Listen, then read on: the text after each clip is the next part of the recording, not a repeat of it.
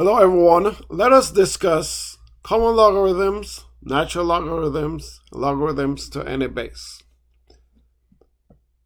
With common logarithms, we write log of x. Notice there is no base written here. If you have log, then an argument, it means that we are in base 10. Okay, so that's the same as log base 10 of x for every x greater than 0. So the argument is always greater than 0 if the argument is x only. Natural logarithm, that is ln of x, notice there's no base, but it is the same as log base e of x. That is for x is greater than 0. Now the four properties of logs given any base can be transferred over to logs, common logs, and also natural logs, that is ln of x.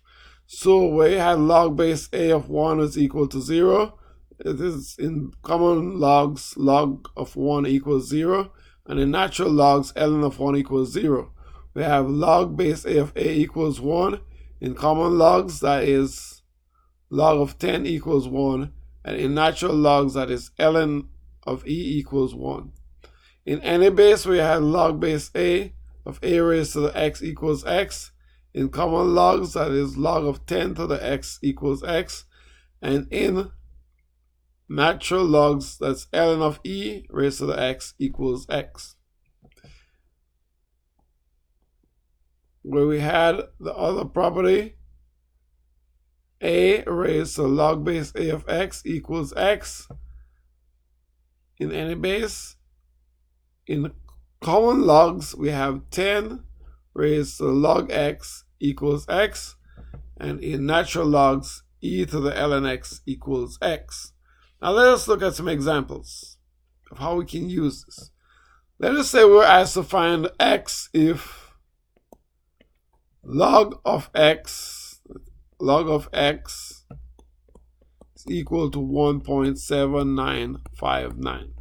Now we know that if we say log and we do not see any base, we know we're talking about base 10, so we can rewrite that as 10 base to base raised to exponent 1.7959 equals x, or x is equal to 10 to the 1.7959, so x would be equal to 62.50. You plug that in your calculator, and then that is your final answer.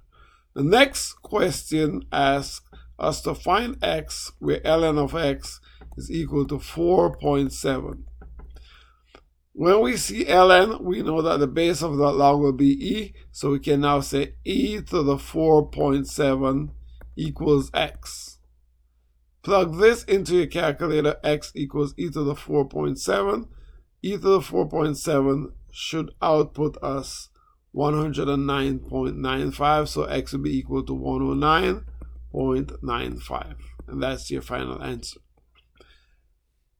The next question, question 11, asks us to solve the equation ln of x squared equals 4.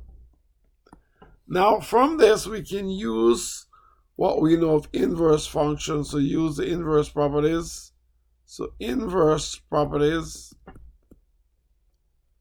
so we can take e of both sides, or we can exponentiate both sides, for want of a bigger, better term. So e to the ln of x squared equals e to the 4th. Now e will undo the ln because they're inverse functions, so we are left with x squared is equal to e to the 4th power. Now we want to undo this x squared. How do we undo x squared? We take square roots. We must take square root both sides, but when we take in square roots, you have two answers, plus or minus. So x will be equal to plus or minus the square root of e to the 4th, which will be plus or minus e to the 2nd. And these are both possible answers, e to the 2nd and negative e to the 2nd. So those two real solutions are our final answer. Now, let us talk about domain and range of log functions. Let's talk about domain and range of log functions. We know that for log functions, the argument or anything that's inside the parentheses after the log must be greater than 0, right? So argument must be greater than 0, must be greater than 0. So if it must be greater than 0, in this case we have f of x is equal to x minus 4. That means x minus 4 must be greater than 0. So if you add 4 to both sides, then x is greater than 4. X is greater than 4. And that is our domain. In interval notation, our domain would be 4 to positive infinity. The range of this function, if we recall, the range of original log function was negative infinity to positive infinity. There's nothing here affecting our range, so it still remains the same, negative infinity to positive infinity. Now in part B, we're asked to find the x-intercept, and we know our x-intercept is where y is equal to 0. Our x-intercept, or function value, is equal to 0, right? So f of x equals 0. So what we will do is set ln of x minus 4 equal to 0. And if we exponentiate both sides, we will have e to the ln of x minus 4, e to the ln of x minus 4 equals e to the 0. E to the ln of x minus 4 is equal to e to the 0.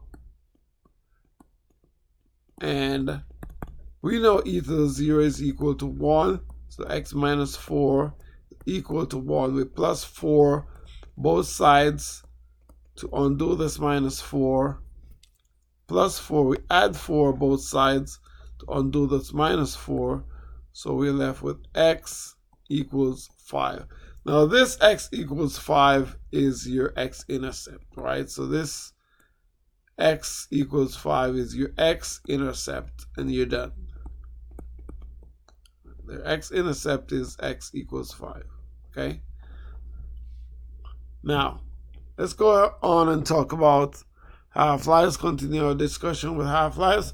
The half-life of a radioactive substance is the time it takes to decay to 1/2 of its original amount. So if we start with like 100 grams, the half-life is the time it takes to decay to 50 grams. So we're using the formula A of t is equal to A naught e to the kt. And k here is a negative number. Whatever comes before the t will be negative if we're talking about the decay. If your remaining amount is 1/2, then we can set half A naught is equal to A naught e to the kt. And if we divide both sides by A naught, we're left with 1/2 is equal to e to the kt. And we can use that idea to find our k or our t if we're given one of those. Okay, so a radioactive isotope has a decay rate of 0.05. What is the half-life? If, again, we use our half-life formula, A of t was equal to A sub 0 e to the k of t. And we know we could have simplified that. If this is 1/2, and then this is 1, then 1/2 would be equal to e to the k of t. And we know that the decay rate k is equal to 0.05. So let's plug in negative 0.05 for k. So 1/2 is equal to e, the negative 0.05 t. All right, negative 0.05 t, and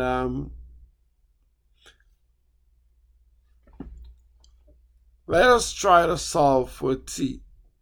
Okay, so what we can do then, since it's an exponential function, take the inverse operation, which is ln. So take ln both sides. Right, take ln both sides.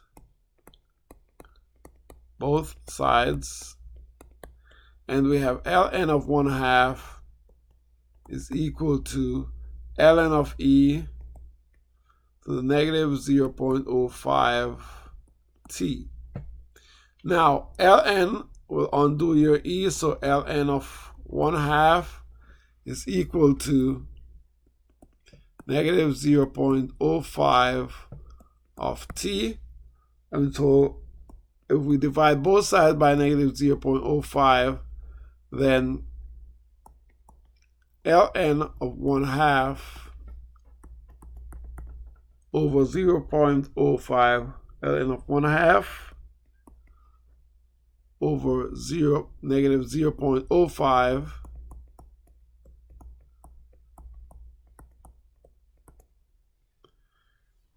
is equal to t. And your t here will be positive because ln of 1/2 is negative, right? And you can plug this in your calculator to get that positive number, right? But as of now, it's just accepted that this is where your answer is. All right. Thank you for watching. Remember to like, subscribe, and we'll see you next lesson. Thank you.